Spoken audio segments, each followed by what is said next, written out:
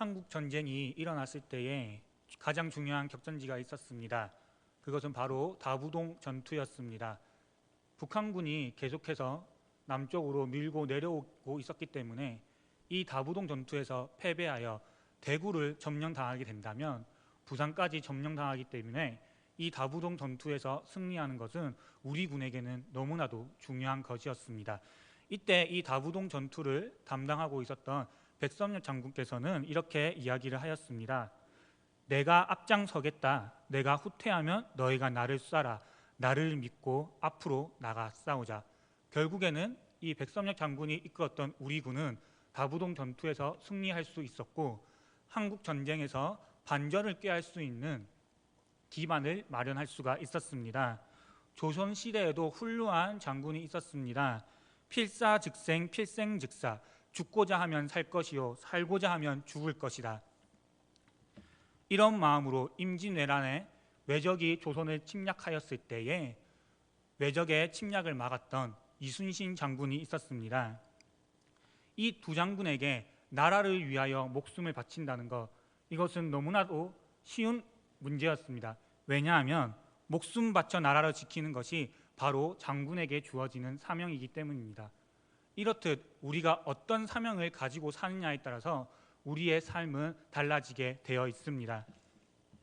예수님께서 부활하시고 승천하실 때에 우리에게 주신 사명이 있습니다. 그것은 바로 하나님의 나라입니다. 예수님께서는 우리가 하나님 나라를 지키고 널리 전파할 사명을 우리에게 주셨습니다. 그런데 이 사명을 계속해서 지켜나가는 것이 너무나도 쉽지가 않습니다. 지난주에 조상현 목사님께서 이야기하셨듯이 악한 영이 우리를 계속해서 공격하기 때문에 악한 영으로 인해서 우리의 사명은 흐릿해질 수가 있기 때문입니다. 오늘 이 시간 다시 한번 하나님께서 주신 사명이 선명해지고 하나님 나라를 지키고 전파해 나가는 소포교회 성도님들이 되시기를 축복합니다. 오늘 성경 속에서도 하나님 나라를 지키기 위해서 죽으면 죽으리라고 외쳤던 한 여성이 등장합니다. 이 여성은 페르시아 제국의 왕후로 에스더라는 여성입니다.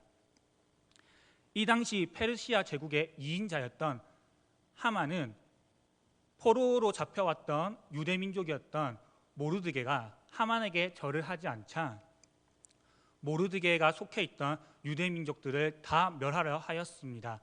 이 모습을 봤던 유대민족이었던 에스더가 목숨을 걸고 지금 유대민족을 지키겠다고 이야기하고 있는 것입니다. 그런데 성경을 보시면 에스더가 처음부터 목숨을 걸고 자신의 민족을 지키려 했던 것은 아니었습니다. 모르드게가 에스더에게 다가가서 왕에게 우리 민족을 좀 구해달라고 왕후 에스더에게 간청하였습니다. 그런데 11절에 에스더가 이야기를 합니다. 왕께 부름받지 아니하고 나아가면 죽이는 법이 있는데 저는 왕을 보지 못한 지가 30일이나 되었습니다. 그러니 왕께 나아가지 못합니다라고 에스더가 이야기했습니다. 함부로 왕 앞에 나아가는 것은 저의 목숨이 위험하니 왕의 근처조차 갈 수 없다고 지금 에스더가 모르드게에게 이야기하고 있는 것입니다. 에스더가 처음에 왕 앞에 나아가기를 무서워한 이유가 무엇이겠습니까? 그것은 바로 아하수에로 왕의 포악한 성격 때문이었습니다. 이전에 있던 왕후 와스디가 어떻게 폐위되었는지 에스더는 알고 있었습니다. 왕의 명령을 한 번 따르지 않았다고 사랑하는 왕후를 폐위시키고 내쫓는다는 것, 그것은 상식적으로 너무나도 흔한 일은 아닙니다. 하지만 아하수에로 왕은 자신의 마음에 들지 않아 왕후 와스디를 한순간에 폐위시켜 버렸습니다. 그리고는 자신이 부르지 아니하고 자신 앞에 나오는 사람은 법으로 죽이게 법으로 만들었습니다. 30일 동안 왕이 왕후를 찾지 않는다면 한 번쯤은 왕후가 왕을 찾으러 가고 싶지 않겠습니까? 그런데 이 아하수에로 왕은 자신이 보고 싶을 때가 아니면 왕후라 할지라도 마음대로 찾아오면 죽이겠다는 그 법을 만들었다는 것입니다. 너무나도 포악하고 자기 중심적이었던 사람이 바로 이 아하수에로 왕이었습니다. 이때에 모르드게가 나서서 에스더에게 이야기하기 시작합니다. 14절 말씀입니다. 이때에 내가 만일 잠잠하여 말이 없으면 유다인은 다른 데로 말미암아 노임과 구원을 얻으려니와 너와 내 아버지 집은 멸망하리라. 내가 왕후의 자리를 얻은 것이 이때를 위함이 아닌지 누가 알겠느냐 하니, 모르드게가 에스더에게 이야기하기 시작하였습니다. 에스더의 왕후의 자리가 유대 민족을 구원하기 위해 바로 하나님께서 계획하신 것이다. 심지어 에스더, 너가 침묵할지라도 하나님은 우리 민족을 구원하실 것이다. 근데 너가 침묵하였을 때에 에스더, 너의 목숨은 내가 장담하지 못하겠다라고 지금 모르드게는 에스더에게 당당하게 이야기하고 있습니다. 모르드게가 이렇게 에스더 앞에서 당당하게 이야기할 수 있었던 이유가 무엇이겠습니까? 그것은 바로 모르드게에게 기독교적인 세계관, 성경적인 관점이 모르드게에게는 있었기 때문입니다. 바로 모르드게에게는 기독교적인 세계관, 역사의 주인은 하나님이시다라는 성경적인 관점을 가지고 있었기에 왓스디가 폐위된 것도 하나님의 계획이요, 왕후를 뽑는 대회에서 에스더가 특별히 아름다웠고 왕의 사랑을 받을 수 있었던 것도 하나님의 계획이라는 것입니다. 성경은 에스더서 1장부터 2장 18절까지 에스더가 왕후로 되는 과정을 굉장히 자세하게 기록하고 있습니다. 그녀가 왕에게 어떤 칭찬을 받았고 어떤 사랑을 받았는지, 어떻게 왕후의 자리에 오를 수 있었는지 상세하게 1장부터 2장 18절까지 기록을 하고 있습니다. 이것은 무엇을 의미하고 있습니까? 바로 하나님께서 이때를 위하여, 유대 민족을 구원하기 위하여 에스더를 왕후로 세우시기로 작정하셨다는 것입니다. 이것이 바로 하나님이 에스더에게 주신 사명이었다는 것입니다. 심지어 모르드게는 에스더가 도와주지 않더라도 다른 방법으로 하나님께서 유대 민족들을 반드시 하만의 손에서 구원할 것이다라고 에스더에게 이야기하고 있습니다. 모르드게가 이렇게 당당할 수 있었던 것이 어디에서 나오는 그런 당당함입니까? 그것은 바로 이 민족을 반드시 예루살렘으로 포로 귀환시키겠다라는 하나님의 말씀을 모르드게는 믿고 있었기 때문입니다. 에스더 시대 때는 이미 포로 귀환해서 1차 포로 귀환을 하여서 학개와 스가랴를 중심으로 예루살렘의 성전을 건축하는 운동이 일어나고 있는 상황이었습니다. 이것을 알았던 모르드게는 남아있던 민족들도 반드시 하나님께서 보호하시고 지켜주셔서 반드시 하나님 나라를 재건하는 데 사용하실 것이라는 믿음과 그런 성경적인 관점을 지금 모르드게는 가지고 있었다는 것입니다. 미국의 라이트 형제는 최초로 비행기를 발명한 사람입니다. 이들이 부품 꿈을 앓고 최초로 비행기를 발명하였을 때 비행기의 채공 시간은 10분이었습니다. 이 10분간의 채공 시간의 비행기를 보고 많은 사람들이 라이트 형제를 비난하고 조롱하기 시작하였습니다. 10분밖에 날지 못하는데 도대체 무엇을 할 수 있을까? 그런데 라이트 형제는 다르게 생각하기 시작하였습니다. 10분이나 날 수가 있구나. 그래서 결국에는 이 라이트 형제는 지금과 같은 비행기를 만들 수가 있었습니다. 우리가 어떤 관점으로 사느냐는 너무나도 중요한 문제입니다.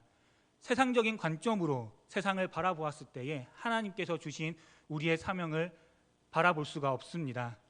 성경적인 관점으로 세상을 바라볼 때에 하나님께서 주신 사명을 우리가 바라볼 수 있다는 것입니다. 세상적인 관점으로 왕의 성격을 에스더가 바라보았을 때에 왕 앞에 나아가기를 두려워하였습니다.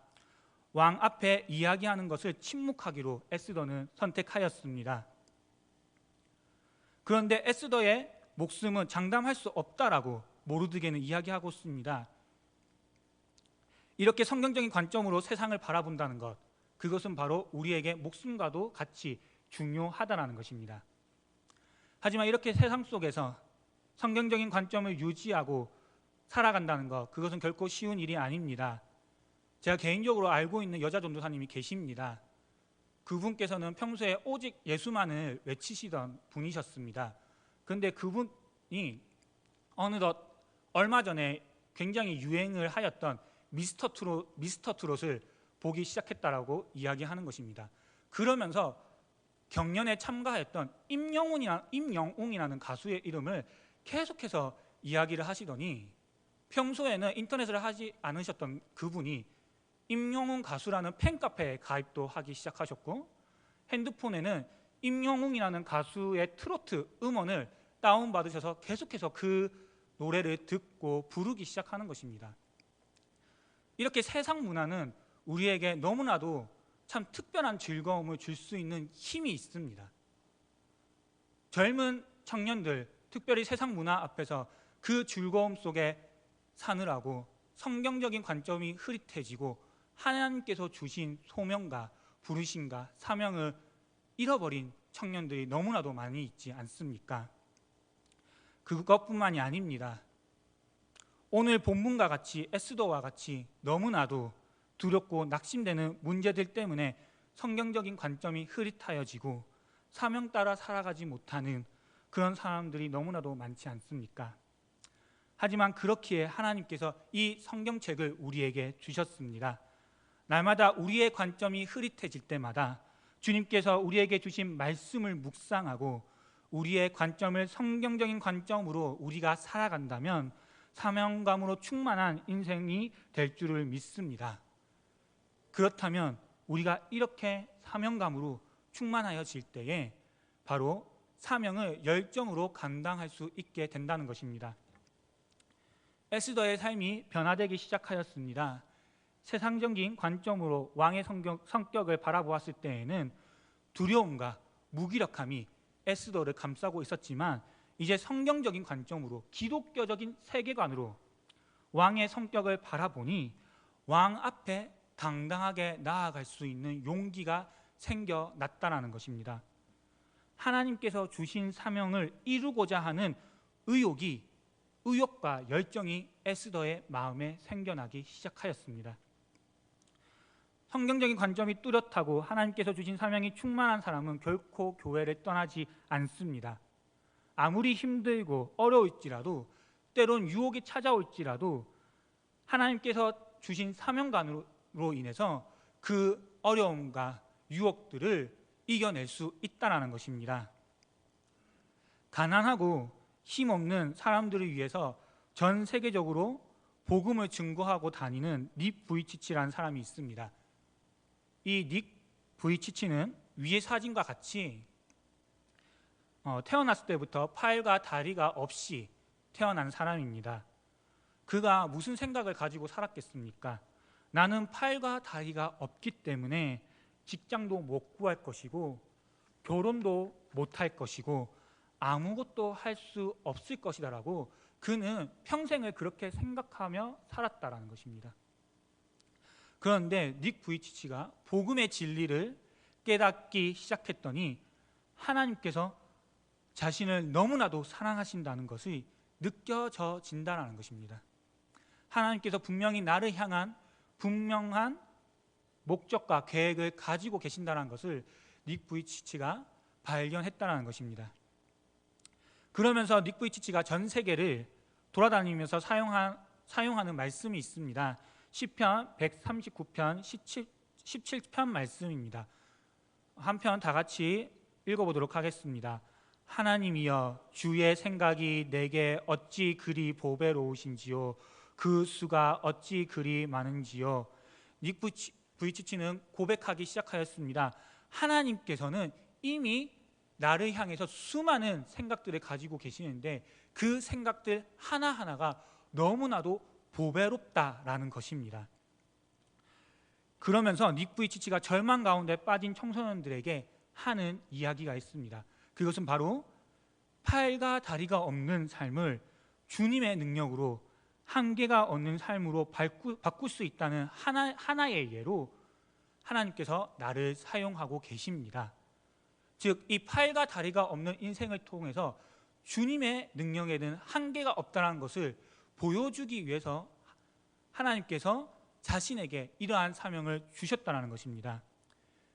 부르심과 사명을 깨닫지 못하였던 이 닉 부이치치가 처음에는 의욕과 열정이 없었을 것입니다. 하지만 하나님께서 주신 사명, 정말 주님이 주시는 능력으로는 팔과 다리가 없을지라도 모든 것을 할 수 있다는 그 사명을 닉 부이치치가 깨닫기 시작하니 전 세계를 돌아다니면서 많은 사람들에게 복음을 증거하고 있다는 것입니다. 하지만 아무리 사명감으로 충만하여질지라도 혼자서 이 영적 전쟁을 치른다는 것은 결코 쉬운 일이 아닙니다. 제가 섬겼던 선교사님께서 선교지에서 추방을 당하셨습니다. 그리고 이제 새로운 사역지를 계속해서 알아보고 있는 와중에 이분께서 워낙 사역을 잘하기로 유명하셨던 분이라서 여러 군데에서 스카우트 제의가 들어왔었습니다. 이분은 나이가 50대의 부부이시고 5명의 자녀를 키우고 계십니다. 그렇다면 인간적으로 좀 더 나은 조건의 사역지를 고민하고 계실 수도 있습니다.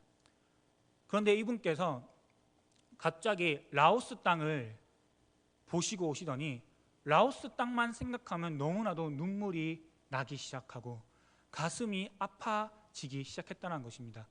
그러면서 정말 아무것도 없는 이 라오스 땅으로 선교하기로 작정을 하셨습니다.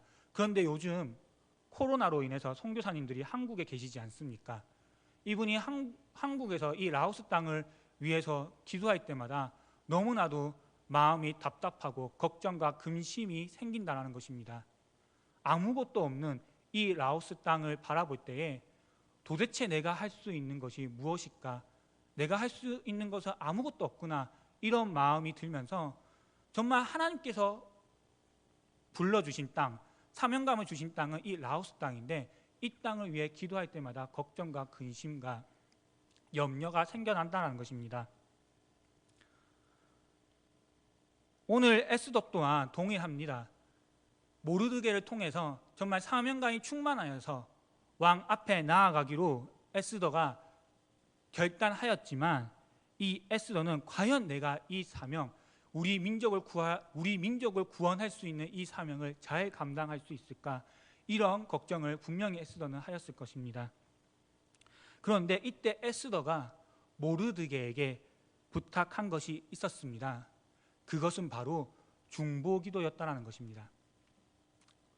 16절 상반절을 보시면 에스더가 모르드게에게 이야기를 하고 있습니다.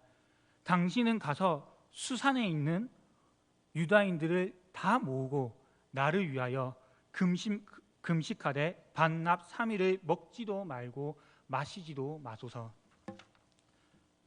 성경에서 금식이라는 단어는 간절함과 애절한 마음을 표현할 때 통상적으로 사용되어지고 있습니다. 에스더는 민족의 운명이 걸려있는 너무나도 중요한 결정 앞에서 모르드게에게 부탁하고 있는 것입니다.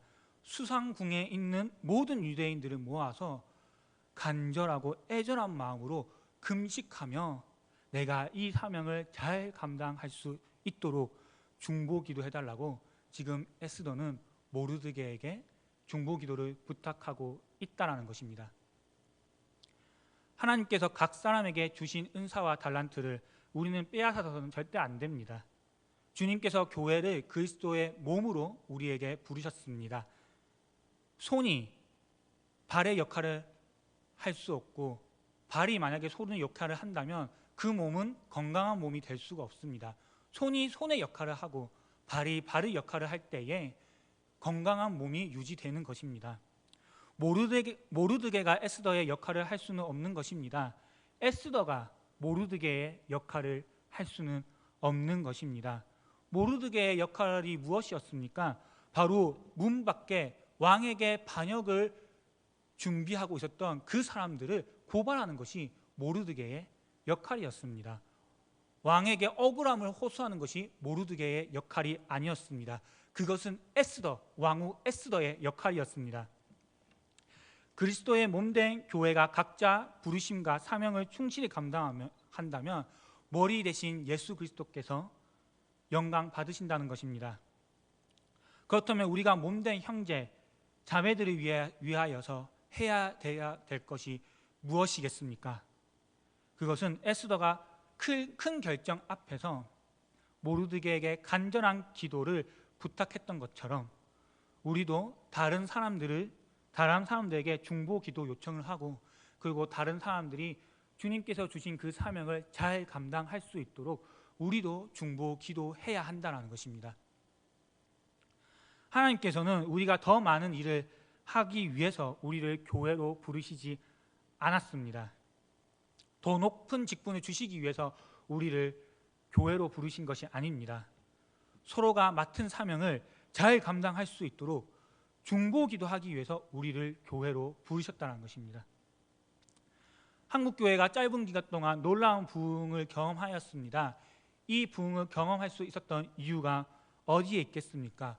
바로 새벽기도를 통해서, 금요철야를 통해서 정말 나라를 위해서, 교회를 위해서, 그리고 우리 그리스도의 몸된 지체들을 위해서 눈물 흘리며 중보 기도하였기 때문에 하나님께서 한국교회에 너무나도 놀라운 부흥을 허락하셨다는 것입니다. 그런데 점점 이 교회 안에서 중보 기도하는 소리가 줄어드는 것 같습니다. 심지어 개인 기도하는 소리도 교회 안에서 줄어들고 있습니다. 젊은 청년들을 기도의 자리로 인도한다는 거 너무나도 어렵다는 거 잘 알고 계시지 않습니까? 그래도 우리 교회는 금요철야 때에 청년들이 찬양팀을 하기 때문에 청년들이 나아오지만, 금요철야 때 청년들이 나와서 함께 기도하는 교회가 많지 않습니다. 굉장히 드뭅니다.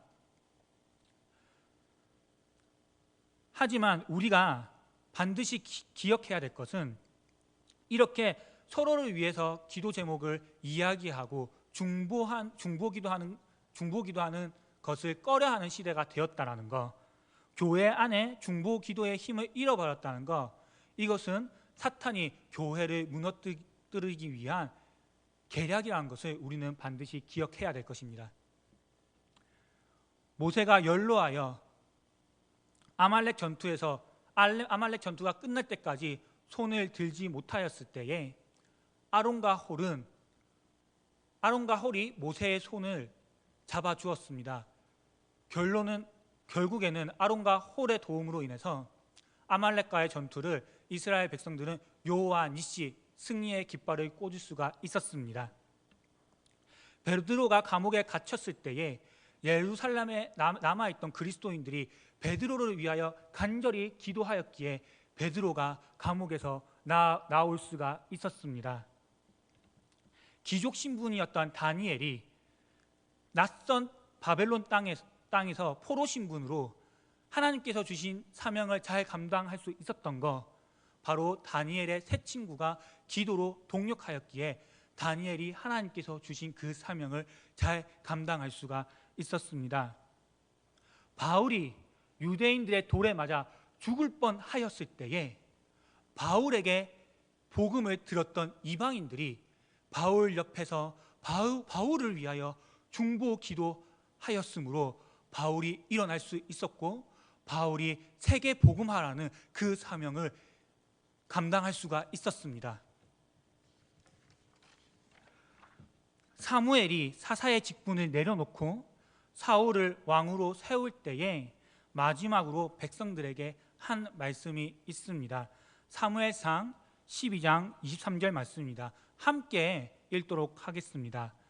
나는 너희를 위하여 기도하기를 신을 재는 여호와 앞에 결탄코 범하지 아니하고 선하고 의로운 길을 너희에게 가르칠 것인즉. 아멘. 사무엘이 사울에게 모든 것을 위임하고 무대의 중앙에서 내려왔을 때에 이 나라와 이 민족이 하나님께서 주신 사명을 잘 감당할 수 있도록 나는 너희를 위하여 기도하기를 쉬는 죄를 범하지 않겠다라고 이야기하며 사울 왕에게 모든 것을 위임하였다는 것입니다. 에스더가 왕후의 사명을 잘 감당할 수 있었던 것, 그것은 수상궁에 있는 모든 유대인들과 모르드게가 3일 동안 금식하며 에스더가 사명을 잘 감당할 수 있도록 기도하며 동력하였기에 에스더가 정말 왕으로서 주님께서 주신 사명을 잘 감당할 수 있었다는 것입니다. 말씀을 맺겠습니다. 우리가 어떤 관점을 가지고 살아가느냐에 따라서 우리의 삶은 달라지게 되어 있습니다. 성경적인 관점을 가지고 세상을 바라볼 때에 하나님께서 우리에게 주신 사명으로 충만한 삶을 살아갈 수가 있을 것입니다. 사명으로 충만한 사람은 주님께서 주신 그 사명을 완수하기 위해서 의욕과 열정으로 그 사명을 이행하게 되어 있습니다. 하지만 때론 그 사명을 완수하기 위해서 너무나도 힘들고 고달플 때가 너무나도 많습니다. 내가 과연 이 사명을 완수할 수 있을까? 과연 잘 감당할 수 있을까? 이런 고민과 걱정과 염려에 우리는 빠질 수 있게 됩니다. 하지만 그렇기에 주님께서는 우리를 교회로 부르셨습니다. 기도의 동력자를 세워주셨습니다. 한국교회가 서로를 위하여 기도하는 이 중보 기도의 힘을 잃지 않는다면 주님께서 한국교회를 계속해서 사용하실 줄로 믿습니다. 우리 소포교회가 나라와 교회와 그리고 몸된 지체들을 위하여 정말 기도하기를 쉬는 죄를 범치 않는다면 주님 오시는 그날까지 사명 감당하는 그러한 교회가 되는 줄로 믿습니다. 우리 함께 말씀 생각하시며 나는 기도를 쉬는 죄를 범치 않으리 함께 찬양하도록